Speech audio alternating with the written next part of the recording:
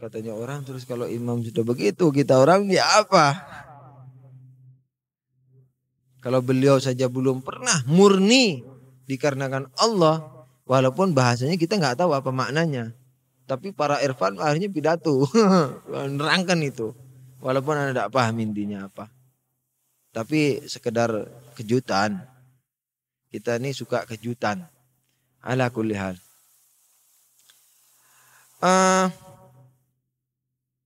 Nah kita tahu, jadi kita mau ke sana, jauh jalannya, Tuhan jauh. Terus gimana caranya?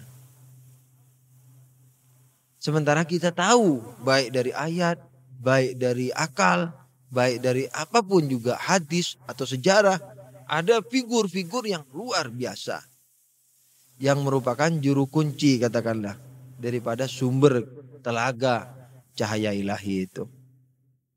Tidak ada jalan lain. Yang ngetok dulu pintunya. Tok tok tok. Tolong ya Fatimah Zahra. Tolong bukain pintu sebentar saja. Saya memang tidak layak, ngetok aja sudah kurang ajar. Tapi tolong buka deh sebentar saja. Untuk si Durjana ini. Nah, kenapa sih Tuhan itu menyuruh tawassul? Nah, di antaranya itu tadi ya. Tapi kenapa kok sampai begitu? Ngetoknya tuh gimana sih ngetoknya? Apakah ngetoknya tuh Fatimah, tolong dong syafaatin gua. Apa ngetoknya begitu? Ngetoknya harus dengan cara lain. Gimana ngetoknya? Ini bukan sekedar basa-basi ngetoknya. Harus mengimani. Jadi ketokan yang ampuh adalah mengimani. Misalnya mengimani Nabi, mengimani derajat Fatimah, mengimani derajat Imam 12. Iman itu merupakan ketokan yang luar biasa ampuhnya. Kenapa begitu? Dalam ajaran Islam itu takabur sangat dihina. Sementara ajaran akidah itu apa sih sebenarnya? Kau disuruh beriman sama Tuhan, apa sih hakikatnya? Karena kalau kamu beriman atau kita beriman kepada Allah, itu berarti kita mengakui siapa Dia dan siapa diri kita. Katakanlah bertawadu. Atau katakanlah enggak, mengakui dirinya dan mengakui siapa dia. Sebenarnya Islam itu salah satu ajarannya. Ngakui dirimu. Oleh karena itu Imam Ali mengatakan tadi itu rahimahullah man arafa nafsahu. Atau man arafa nafsahu faqad arafa rabbahu. Barang siapa tahu dirinya bakal tahu Tuhannya. Ajaran Islam itu sebenarnya itu kuncinya. Amma fikih ini itu bukan dasar. Tapi ingat, kalau diremehkan seperti tadi loh, najis. Nah ini pengakuan terhadap suatu yang harus diakui. Itu merupakan dasar dari segala seluruh ajaran. Khususnya ajaran Allah ini. Sebab ketika kamu mengakui bahwa Allah itu Allah, yakni pencipta kamu. Kamu yakin bahwa Dia yang menciptakan, kita yakin seperti itu, berarti kita telah mendudukkan perkara yang sebenarnya. Dan kita mengakui kehinaan diri kita. Itu sebenarnya tauhid. Dan itu pahalanya tinggi. Kenapa? Karena kalau begitu, kamu tahu siapa dirimu. Dan kamu tahu siapa Dia. Agung, aku, hina. Kenapa begitu? Ada falsafahnya lagi. Karena dengan demikian kamu bisa baik. Ingat satu kunci yang bisa membuat orang baik akhlaknya, tahu dirinya. Khususnya tahu kelemahannya. Orang yang tidak pernah tahu kelemahannya, potong telinga kalau sampai baik sampai hari kiamat. Tidak akan jadi baik. Bagaimana kamu mau mencambuk dirimu sebelum kamu tahu kelemahanmu? Tidak bisa. Anak punya gigi kok. Kok mau pasang gigi palsu? Saya punya gigi, padahal enggak punya gigi. Dia merasa yakin punya gigi. Ya biar ngol-ngol, katanya orang Madura, ngol-ngol itu enggak punya gigi. Enggak punya gigi. Biar dia enggak punya gigi, dia enggak akan pergi ke tempat gigi palsu. Karena dia merasa punya gigi. Bagaimana mau betulin giginya? Enggak kok, saya enggak sakit. Enggak akan pernah berobat. Pernah berobat, berusaha. Enggak akan pernah orang yang merasa dirinya sehat. Apalagi bukan hanya merasa, yakin. Saya ini sudah baik, alhamdulillah. Udah deh, wa tamat kalimatu rabbika sidqan wa adla. Sampai kalau sampai meremehkan sampai umur 40 tahun, katanya diusap sama iblis. Dan sekarang tamat, jadi sahiban nanti. Iya, itu dari Ahlul Bait. Jadi, tapi bukan berarti tidak ditutup lah ya. Bukan berarti ditutup pintu taubat. Lebih sulit. Jadi harus berontak. Kita harus berontak. Nah itu. Berontaknya adalah sami'na wa ata'na sama Islam. Sekarang ini sami'na wa ata'na sama mujtahid. Aneh ini insya Allah kalau disuruh bunuh diri sama Imam Mani, ana bunuh diri.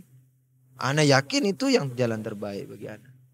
Ana anggap ana kalau dalam syariat Islam, apalagi Imam Mahdi yang nyuruh, Abu Ammar masuk ke api, insya Allah ana masuk api dan kebakar.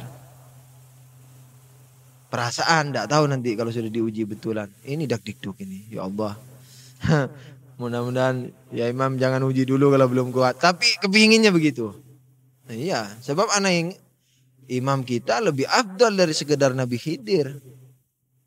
Nabi Khidir aja nyekik-nyekik seenaknya kok, jepret.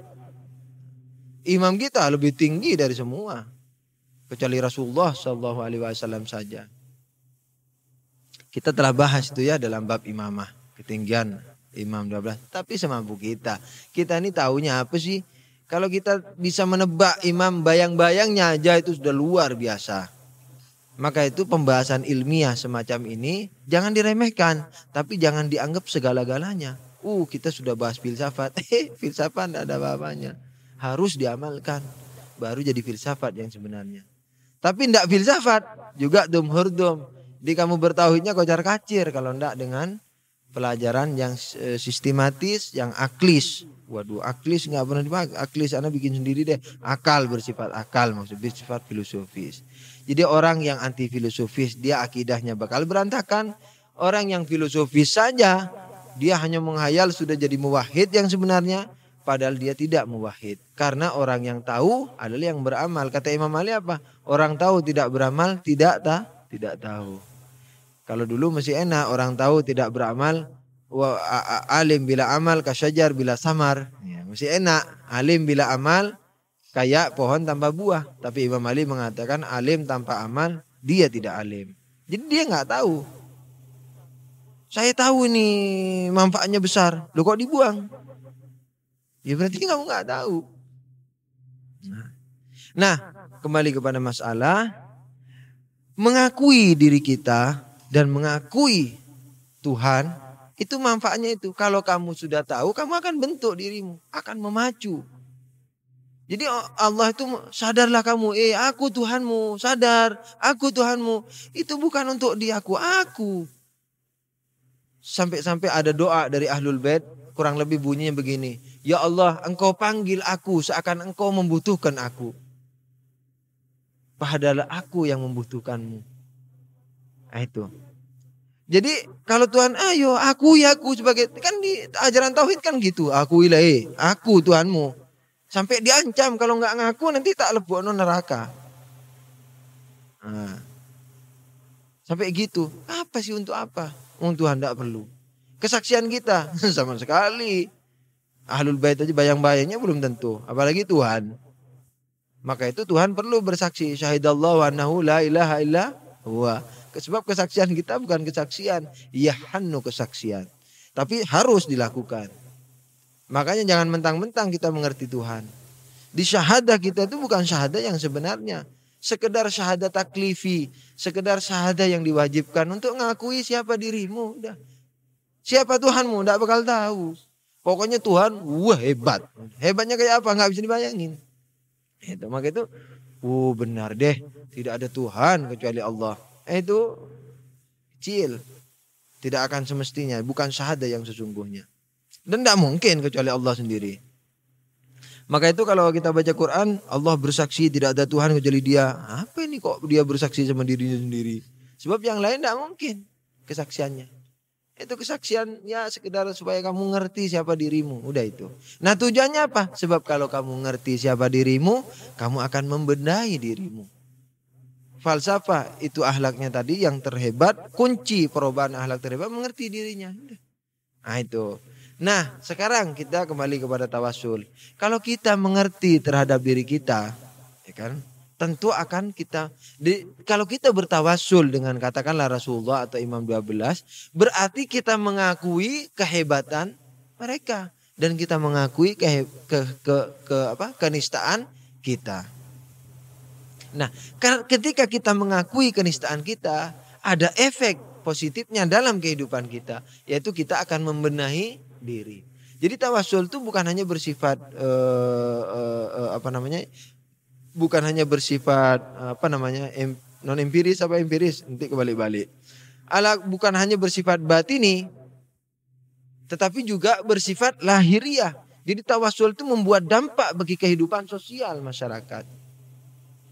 Lihat orang yang tidak bertawasul, acak-acakan, yahannu atas nama tauhid. Padahal tauhidnya diinjak-injak, Qur'annya dibuat bungkus kacang. Bukan bungkus kacang betulan. Kalau di Amerika memang pernah katanya dibungkus. Maksud saya dihina Qur'annya. Tidak diamalin. Nah, tapi orang coba lihat masyarakat yang punya tawasul. Lain kehidupannya. Sosialnya lain. Kenapa? Karena mereka tahu siapa dirinya. Sebab tiap hari dia tawasul. Tiap hari dia ngakui ana murakbal. Mereka hebat, mereka hebat. Nah, fitrah manusia condong kepada kebaikan. Nah, ketika kita tahu kita murakbal, kita nggak benar, kan kita tertarik kepada kebaikan, akan berusaha untuk menggiring perbuatan kita ini kepada kebaikan. Jadi falsafah tawasul itu dari sisi filosofis batinnya seperti tadi, karena kita mau ke sana nggak bisa kurang ajar sama juru kunci ini, ya kan? Dan minta tolong kepada mereka karena mereka yang telah dahulu, ya kan? Kemudian dari sisi lahiriahnya itu dampaknya sama masyarakat begitu hebat, cambukan daripada tawasul ini karena mengakui dirinya siapa. Setelah kita istirahat, sebagaimana biasa kita adakan tanya jawab atau iskalat. Datang 2 skat dari Bogor yang menghujam ke Al-Fakir ini. Yang pertama adalah menanyakan tentang sebuah ayat dalam Al-Quran, ud'uni astajib lakum. Tuhan mengatakan mintalah kepadaku niscaya aku beri kamu. Kenapa mesti pakai tawasul? Ya, perantara. Kemudian pertanyaan kedua, kalau kita berdalil bahwa untuk membuktikan Allah itu kalau dengan Al-Quran itu berarti berputar, yakni tidak sesuai dengan urutan wujud. Jadi katakanlah kasarnya tidak logis. Lalu bagaimana dengan akal sendiri? Bukankah dia juga makhluk yang datangnya juga belakangan? Nah, bukankah dengan membuktikan dengan akal ini juga merupakan suatu pembuktian yang berputar? Kurang lebih begitu intinya. Untuk jawaban pertama, ada jawaban tolnya, ada jawaban agak rincinya. Yang jawaban tolnya, Anda mau tanya, Anda sudah minta apa sudah diberi sama Tuhan? Anda selama hidup ini berapa permintaan yang pernah diajukan sama Tuhan? Banyak, diberi semua? Enggak. Nah kalau begitu ada rahasianya nih ya. Ada. Itu pertama. Yang kedua, salah satu falsafah tawassul yang belum kita bahas tadi yaitu adanya tawassul di mana tawassul itu hubungan tawassul dengan ayat ud'uni astajib lakum. Dalam Islam dan dalam mazhab Ahlul Bait juga yang pernah ana dengar dan itu pun sesuai dengan pahaman ana yang sudah ana sempitkan lagi ini, bahwa memang kita berdoa sama Allah itu tidak akan pernah ditolak sama Tuhan. Tidak pernah ditolak. Asalkan jangan melakukan hal-hal yang bisa membuat gugur saja. Seperti kufur atau misalnya ingkar barangkali ya. Seperti tadi melecehkan hukum Tuhan itu tengadah-tengadah juga, ngapain lu tengadah sama gua? Hukum gua lu lecehin. Biarin lu doa, emangnya gua pikirin. Terus bagaimana hubungannya? Kalau syarat-syarat doa itu sudah dipunyai, minimal tauhid dan sebagainya, itu diterima sama Tuhan, enggak syak lagi. Tetapi bentuk penerimaannya itu berbeda. Tidak sebagaimana yang kita minta. Ya Allah, berilah saya rezeki 1 juta saja untuk membayar hutang. Karena besok sudah waktunya janjian sama orang. Karena udah dikasih. Apa doanya ditolak? Tidak ditolak. Kenapa? Kok enggak dikasih kalau memang tidak ditolak? Nah, Allah dalam menjawab doa hambanya itu sesuai dengan pengetahuan Allah dan sesuai dengan kebijakan Allah. Tidak sesuai dengan kesempitan ilmu kita dan kesempitan makrifah kita. Sebab ketika kita minta 1 juta, itu kan kita lihat suatu yang kebaikan. Maka itu perlu ana minta sama Tuhan. Tapi kata Tuhan, kadang-kadang kau berpikir sesuatu itu baik untukmu, tapi sebenarnya tidak baik untukmu. Dan kadangkala kamu berpikir bahwa itu tidak baik untukmu, padahal itu baik untukmu. Jadi kalau kita minta 1 juta, kemudian 1 juta itu tidak maslahat untuk kita, sementara di samping rezeki kita juga minta perlindungan dari Tuhan untuk tidak menjadi orang yang merakbal, yang jelek, katakanlah yang takabur atau sombong atau berfoya-foya misalnya. Kita juga berdoa untuk jadi orang baik, maka doa tadi itu diterima tapi dalam bentuk lain, yaitu digantikan dengan nikmat-nikmat yang nantinya akan kita terima di akhirat. Itu jawaban kedua. Jadi kalau seperti anak kecil minta sama bapaknya, "Bah, beliin mobil dong." Teman-teman gue pakai mobil, gue nggak pakai, malu nih. Bapaknya bijaksana, dia tahu anaknya ini sembrono di jalan, nggak akan dikasih. Kalau dikasih bijaksana nggak kira-kira bapaknya? Nggak bijaksana. Apalagi Tuhan, kasih dong ya Tuhan si fulanah itu, aduh udah cintaku nih ke sum-sum. Oh dikasih bulannya tambah lupa sama gua. Lo yang celaka, karena saya kasihan sama kamu, saya nggak kasih itu, saya kasih rezeki akhirat, bidadari lebih bagus. Jadi kamu mintanya bulana, saya kasih bidadari 1000. Mijiti kamu nanti gantian di akhirat. Kamu tidak bakal jadi orang takabur, tidak bakal jadi orang pelupa. Maka itu memang ajib ya. Banyak orang pasang itu, tapi jangan, ini bukan maksud saya untuk siapa-siapa, ini umum. Kan ada kita kadang-kadang kita taruh di rumah, hada min fadli Rabbi, sering kan gitu. Padahal ayat itu dipotong. Nah itu membahayakan itu. Hah? La ilaha illallah. Anda tidak sadar kalau di sana ada. Jadi maka itu harap umum. Enggak, maksud saya karena ini pengajian ilmiah, kita harus belajar ilmiah. Kenapa? Karena hadza min fadli Rabbi Itu seakan-akan ini nikmat yang Anda terima dari Tuhan. Padahal itu bukan punya dia, punya Tuhan. Amanat. Kemarin kan kita bicara amanat. Tangan, kaki, pikiran, ini amanat yang diberikan Tuhan. Sebenarnya ayat itu ada lanjutannya. Hadza min fadli rabbi aashkuru au akfur. Am akfur. Ini adalah fadilah dari Tuhan. Apakah aku bersyukur atau aku kufur? Itu terusan ayatnya. Nah, kalau itu diteruskan atau minimal di hati, kita nggak bisa mendikte orang jual khat di jalan sana. Oh, bikin dong yang panjang. Oh, dia mau bikin yang pendek. Ya, kita lihat ayat Quran, kita bisa aja beli, kita pasang di rumah. Karena yang bikin kan bukan kita, orang yang bikin. Kita nggak bisa mendikte orang, kan gitu toh. Orang yang jual di toko kita tertarik. Namun terusannya itu kita ukir tetap dalam jiwa kita. Jadi ketika kita lihat hadza min fadli rabbi, enggak apa-apa, ini produksi toko sana yang bikin.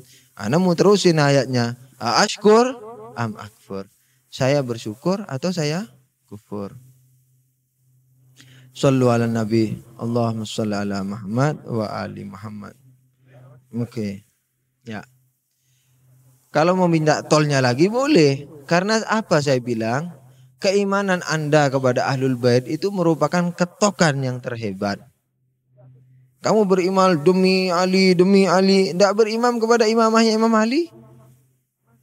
Tawasul itu nggak harus disebutkan. Kamu beriman saja kepada mereka. Walaupun disebutkan itu merupakan hal yang luar biasa. Manfaatnya itu yang Anda mau ceritakan. Manfaatnya tawasul. Itu jawaban Anda kedua. Jawaban yang ketiga. Yang pernah Anda dengar dari salah satu ulama. Dia nggak di Iran. Dia mengatakan doa tidak pernah diterima, tidak pernah ditolak sama Tuhan. Tapi kadang-kadang karena dia banyak dosa. Doanya itu dibuat mengkikis dosanya. Nah itu. Ya Allah kasihkan fulana. Oh, kamu masih banyak dosa. Kamu lengah enggak ini karena Allah bijak, dihapus dosanya sebagian. Oleh karena itu, ini tambahan dari ini penjelasan yang dulu. Dan sekarang bukan dari sana lagi. Jadi ana rakit akhirnya kalau kita bertawassul itu kan memperbaharui keimanan kita. Imamah Nabi itu kan rukun iman. Istilahnya kalau mau pakai rukun, kita nggak punya rukun ya. Di usul, bukan istilah rukun lagi. Itu keimanan. Sedangkan memperbaharui keimanan dapat pahala. Nah kalau kita berdoa, ya Allah kalau memang baik fulanah kasihkan saya. Demi Muhammad. Begitu demi Muhammad, demi Muhammadnya yang mengkikis dosanya. Doanya put masuk. Paham enggak maksud saya? Jadi tawassulnya tadi bisa saja berfungsi untuk mengkikis dosanya, membuat lapisan ozon itu terbuka, dosa kita anggap saja lapisan ozon. Nah, doanya nggak nyampe ke langit, ada lapisan ozon. Nah, kita bikin aja tawassul. Cos. Bagaimana? Bukan, maksud saya tidak nyampe kepada X-nya yang diminta. Tidak ada doa yang ditolak, tidak ada. Cuman karena mungkin dia banyak dosa, itu dibuat menghapus dosa. Maksud saya tidak diterima itu X-nya yang kita minta itu. Kita nggak dapat X, tapi dosanya hilang gitu. Padahal kita minta X. Nah kalau dengan tawasul, bisa saja tawasulnya ini yang bisa mengkikis itu dosanya. Nah X-nya ini kalau memang maslahat, dia bakal diberi. Bisa saja dengan seperti itu. Ya.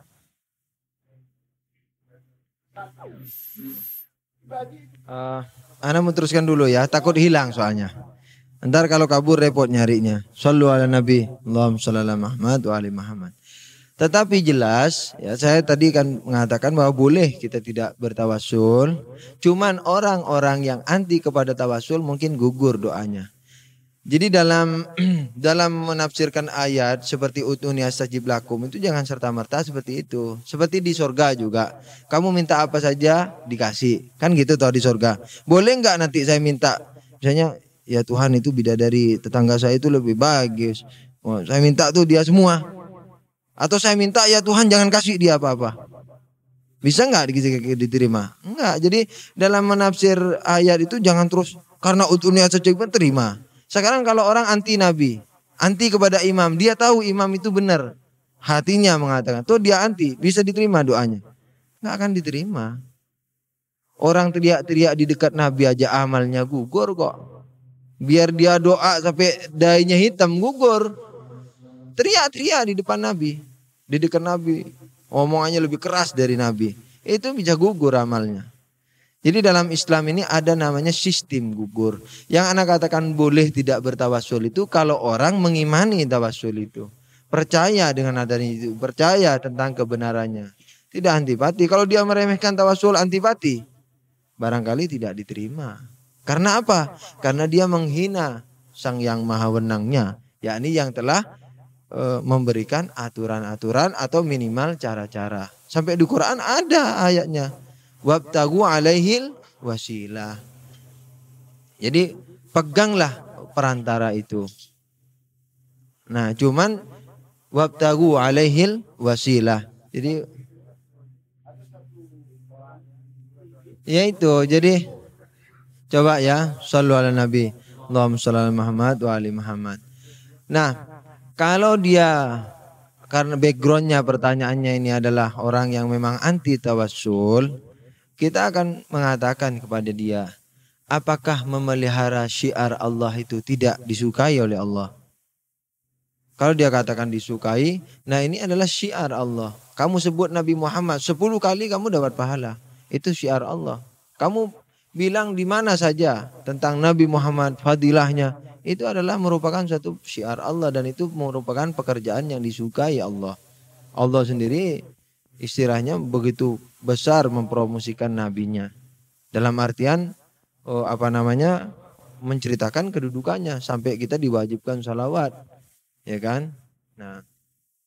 Nah, oleh karena itu kalau kita dalam artian melakukan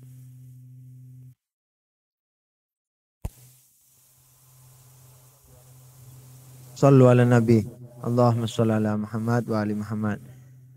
Jadi kalau kita seperti ini bersalawat, apakah kita tidak mempunyai hak yang lebih dari orang yang tidak bersalawat?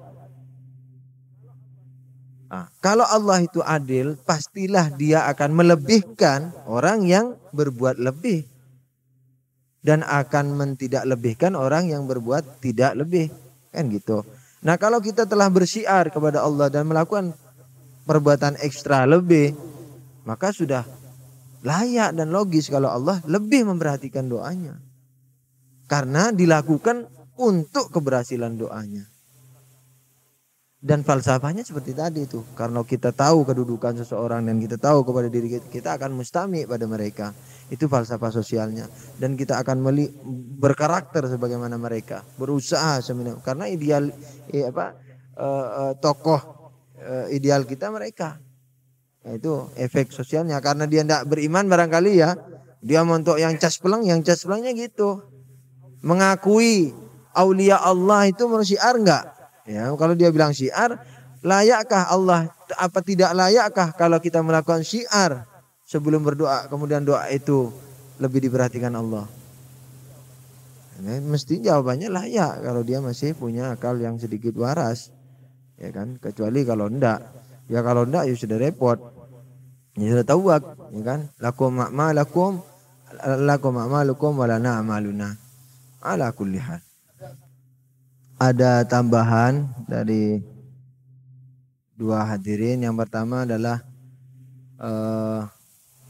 apakah peristiwa pemberian baju Nabi Yusuf alaihissalam kepada ayahnya yang dikatakan bawalah baju saya ini dan berikanlah kepada ayah, kemudian ayah akan sembuh dari butanya, yaitu Yakub alaihissalam, apakah itu juga merupakan realita tawassul?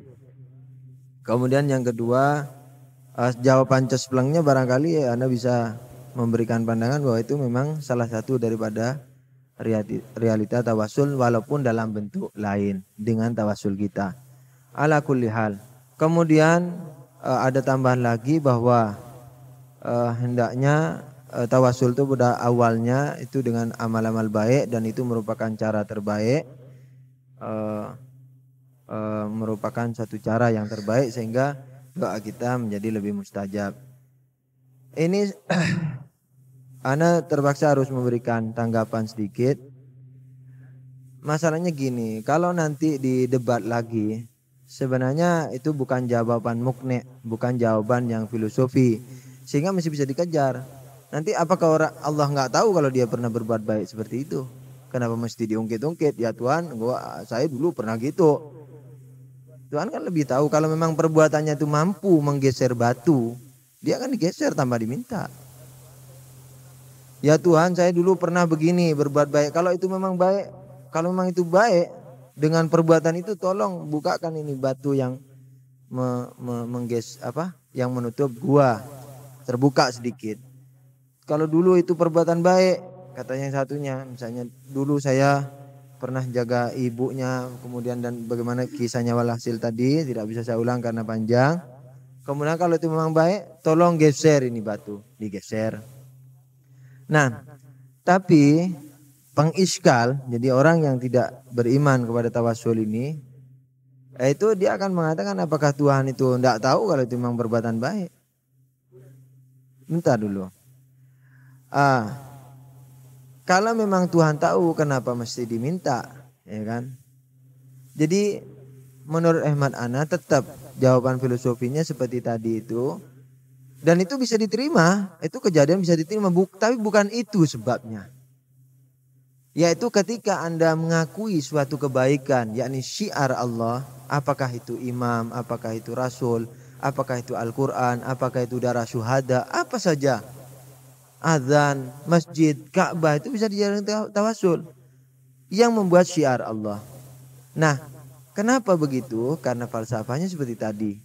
Mengakui hakikat keberadaan mereka, kemuliaan mereka, dan kita ini mengakui siapa diri kita.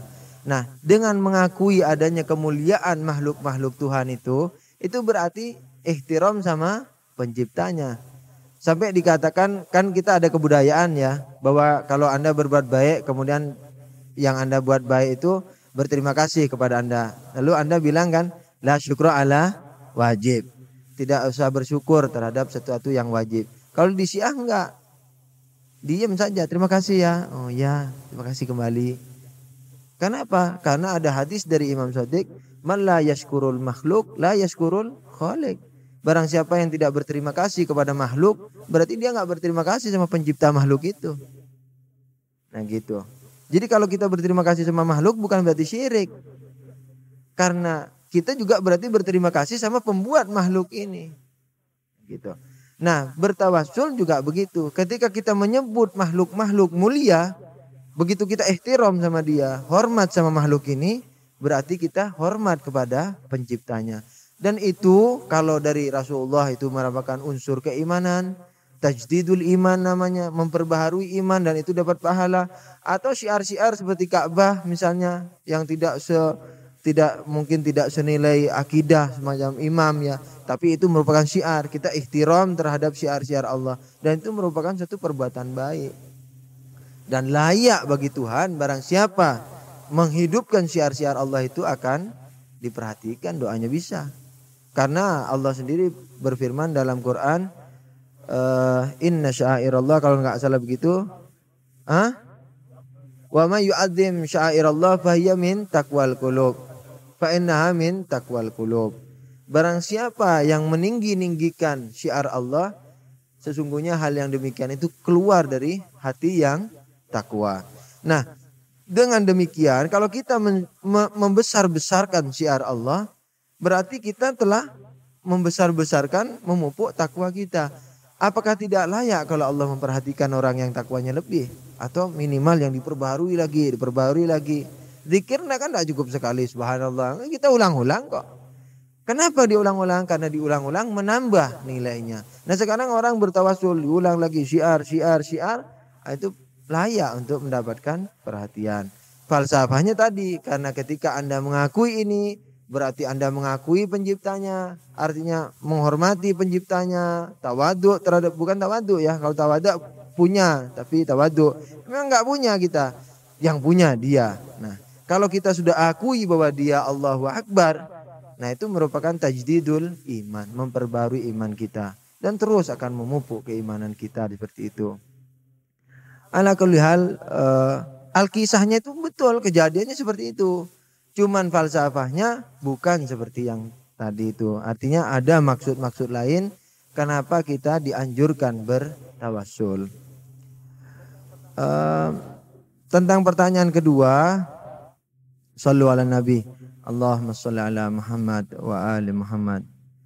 Ada ya boleh dikata pertanyaan bahwa ada seseorang yang memang orangnya mempunyai kelainan, katakanlah karomah. Kemudian ketika mau meninggal disuruh bersyahadat, dia tidak mau bersyahadat sebagaimana lazimnya. Kemudian dia hanya mengatakan la mawjud illa Allah. Tidak ada wujud itu, tidak ada wujud pun kecuali wujud itu adalah Allah. Arti kasarnya, dan saya akan menjawab sesuai dengan arti kasar ini. Karena maksud itu nggak bisa ditebak, jadi harus kita tanyakan kepada orangnya secara detail baru kita tahu apa maksudnya. Tapi saya akan menafsirkan, akan menjawab pertanyaannya, sebab yang ditanya bagaimana syahadat itu dan dari paham apa kira-kira. Nah, saya akan menjawab sesuai dengan lahiriah lafadznya. Itu pun masih sebatas kemampuan ana yang sangat kecil, sedikit informasinya ya. Saya sebelum menjawab ini perlu saya tekankan lagi bahwa dalam Ahlul Bait ini tidak ada istilah syahadah khusus ya, dalam arti sebagaimana yang ada di selain Syiah, di mana mereka mempunyai misalnya ya asyhadu an la ilaha illallah atau la ilaha illallah sampai la ilaha illahu. Kurang lebih ada yang seperti itu. Ada sampai hu saja syahadatnya itu. Hu. Itu. Jadi kalau dia zikir hu gitu. Saya pernah mengatakan suatu statement boleh dikatakan yang ditafsirkan seperti ini. Sebab saya kan pernah kita dulu bikin kejutan, tapi sebenarnya bukan kejutan karena belum didengar. Kesaksiannya kan gini, tidak ada Tuhan kecuali Allah. Tempo hari kan Anda tambah itu syahadatnya, tapi syahadat mainan, tapi sesungguhnya itu, tapi bukan syahadah yang harus kita lakukan. Pahamannya saja yang ingin saya utarakan, tetapi melalui simbolik syahadah. Tidak ada Tuhan kecuali Allah dan tidak ada Allah kecuali Dia. Sebenarnya kan sudah saya katakan bahwa sebenarnya Allah itu bukan Tuhan yang sebenarnya. Kalau kita menyembah Allah keliru. Allah sebagai Allah. Rasyih. Jadi kita harus menyembah si empunya nama Allah. Allah itu just name, hanya nama. Tapi menghormati nama dapat pahala. Karena itu tadi ihtiramnya semacam tawassul. Jadi nama Allah ini sebenarnya juga tawassul. Ya Allah, itu tawassul dengan nama Allah. Yang kita sembah bukan Allahnya, tapi si empunya nama Allah. Maka itu dalam Ahlul Bait kita bisa saja panggil ya Tuhan, asal jangan disolat. Ya Tuhan, oh God, jangan dikasih H, kalau dikasih H bahaya. God, nah itu bahasa Jawanya jelek. Oh God, masanya khuda, bahasa Parsinya, apalagi bahasa apa saja boleh, asal jangan disolat. Apa? Oh apa? Ya, kalau orang dulu Sang Yang Maha Wenang, ya, Sang Murbeng Alam. Itu. Gusti ya. Terus apa saja dah boleh. Yang penting maksudnya Dia. Dan kalau tidak salah, ingat kalau saya pikir tidak salah ini berarti bukan mustanad 100%. Kalau tidak salah menyentuh nama itu kalau nggak pakai wudhu tetap dosa. Kalau tidak salah. Ala kulli hal. Nah, kenapa asal selain sholat? Kalau di sholat jangan bilang Sang Murbeng Halam besar atau lebih besar. Nah boleh begitu. Nah itu. Kenapa? Karena yang disembah itu sebenarnya bukan Allah sebagai Allah, tapi si empunya nama Allah. Nah, pengertiannya saja. Jadi dalam Ahlul Bait itu nggak ada syahadat khusus kecuali barangkali pembahasan pengertian. Memang ada tambahan sedikit karena syahadat ini penting tapi tidak dalam sholat, yaitu Waalaikumsalam bersaksi atas keimamahan 12 imam. Misalnya asyhadu an la ilaha illallah wahdahu la syarikalah wa asyhadu anna Muhammadan abduhu wa rasuluh. Kemudian wa anna aliyan wa abnaihil ma'sumina hujajuh. Misalnya seperti itu. Saya bersaksi tidak ada Tuhan kecuali Allah dan Nabi Muhammad itu hamba dan utusan Allah, serta Imam Ali dan keturunannya yang maksum yaitu 11 imam. Nah, itu adalah hujjah Allah. Jadi merupakan waliullah, artinya merupakan wakil Allah, penerus Nabi dan sebagainya. Itu saja. Jadi kalau orang mau meninggal, sunnah disyahadati seperti tadi. Bahkan lebih detail. Asyhadu an la ilaha illallah wa asyhadu anna Muhammadan abduhu wa rasuluh wa ana aliyan amirul mu'minin hujjatullah wal Hasani wal Husain wa Ali ibn Husain wa Muhammad ibn Ali wa Ja'far ibn Muhammad wa Musa ibn Ja'far wa Ali ibn Musa wa Muhammad ibn Ali wa Ali ibn Muhammad wal Hasan ibn Muhammad. Kemudian wal hujjah misalnya hujajullah, seperti itu sunnah hukumnya. Syahadatnya seperti tadi ya. Ini syahadat tambahan. Ala kulli hal. Kemudian itu sekedar gambaran ya, jangan dikira nanti audisian itu ada syahadatnya lain. Ya kecuali tambahan tadi itu. Itu pun tidak dilakukan dalam sholat. Sholat tetap asyhadu an la ilaha, tapi lain sedikit. Asyhadu an la ilaha illallah wahdahu la syarikalah wa asyhadu anna Muhammadan abduhu wa rasuluh gitu. Terus pertanyaannya intinya ada orang bersyahadat la maujud illallah. Itu kira-kira dari paham apa? Kalau secara lahiriah loh ini ya. Itu dari paham sufiyah. Dalam mazhab sufi itu ada yang dinamakan istilah wahdatul wujud. Oleh karena itu, karena wahdatul wujudnya ini, maka di Syiah yang saya ketahui tidak dibenarkan. Kecuali wahdatul wujudnya Mullah Sadra, wahdatul wujudnya para irfan Syiah itu lain wahdatul wujudnya. Kita dalam Ahlul Bait juga punya wahdatul wujud tapi lain maknanya. Nah, wahdatul wujud secara kasar yang Anda ketahui juga secara kasar dari mazhab sufi ini adalah dia menatap semua keberadaan ini Allah. Gitu. Jadi enggak ada wujud kecuali Allah. Gitu. Jadi tidak ada beda antara wujud makhluk ini dengan wujud Allah. Jadi semua ini wajah Allah. Semua ini Allah gitu maksudnya. Khususnya orang-orang yang sudah suci.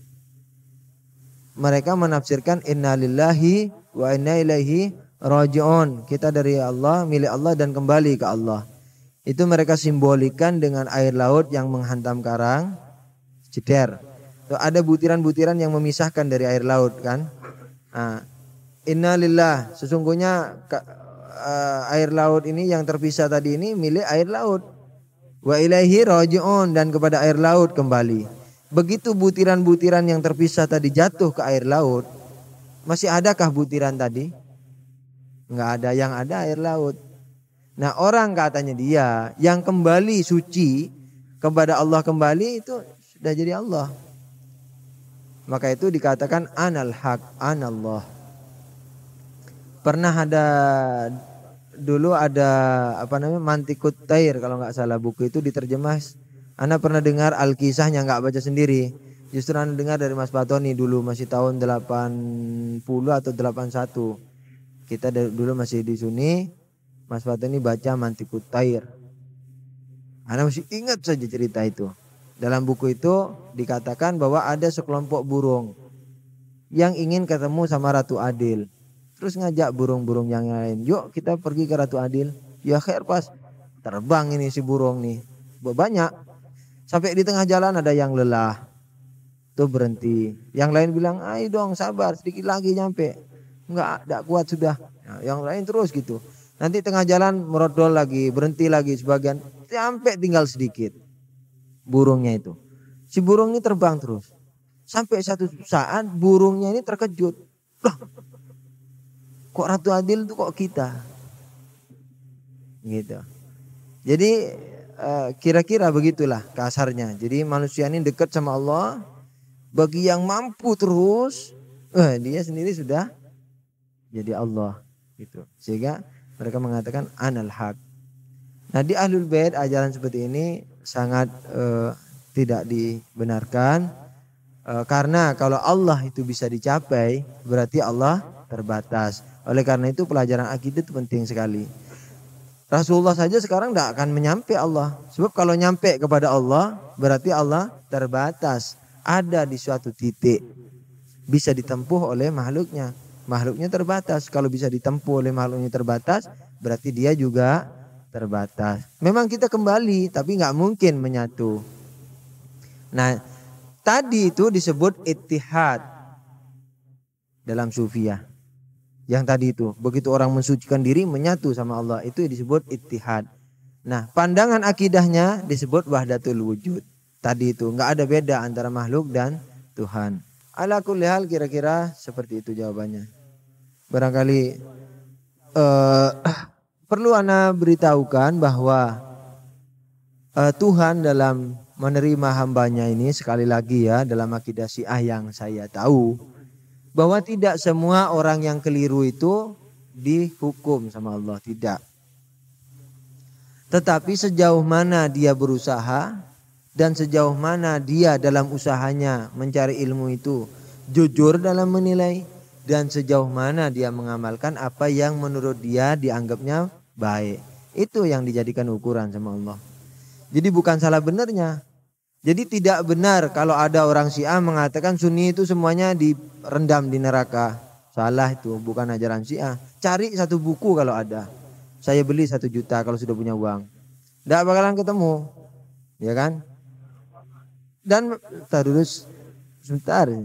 Karena apa? Karena memang dalam ajaran Ahlul Bait itu banyak dalam Al-Quran dikatakan lam yakunil ladzina kafaru min ahli kitab wal musyrikin munfakina hatta ta'tiyahumul bayyinah. Walhasil intinya kalau belum ada bayyinah, orang tidak akan dikatakan sesat.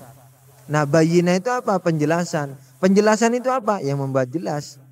Jadi kalau Anda dengarkan pembicaraan katakanlah seseorang kafir mendengar ceramahnya ulama. Dia berusaha ingin paham tapi belum paham, berarti belum mendapatkan penjelasan. Oleh karena itu dia tidak diazab. Tapi dia punya agama, harus diamalkan itu. Agama fitrah, agama akal. Nah, itu kalau dia akal kan tahu bahwa mencuri itu nggak baik, itu nggak boleh dilakukan. Kalau dilakukan dia akan dosa dengan itunya. Gitu. Jadi orang di luar Islam bisa masuk surga. Orang di luar Syiah bisa jadi aulia, bisa. Jadi jangan dikira orang misalnya karena dia pahamnya sesat kemudian tidak jadi aulia. Nah, karomat yang dimiliki oleh Amminya Ammi Mahdi. Repot, Anda bilangnya Ammi Mahdi, terus beliau punya Ammi juga. Nah, seandainya anggap saja dia dari pahaman Sufiyah yang barangkali dalam Ahlul Bait kurang diterima, tetapi bukan berarti dia tidak mempunyai karomat itu tadi. Dalam artian Allah itu welas asih, kalau dia memang pahamnya seperti itu dan usahanya sudah ngotot sesuai dengan kemampuannya dan dia melihat itu yang baik dan dia lakukan, dimaafkan oleh Allah. Jadi nanti di surga banyak mazhab itu yang masuk, tidak hanya mazhab Syiah, bahkan selain Islam juga masuk.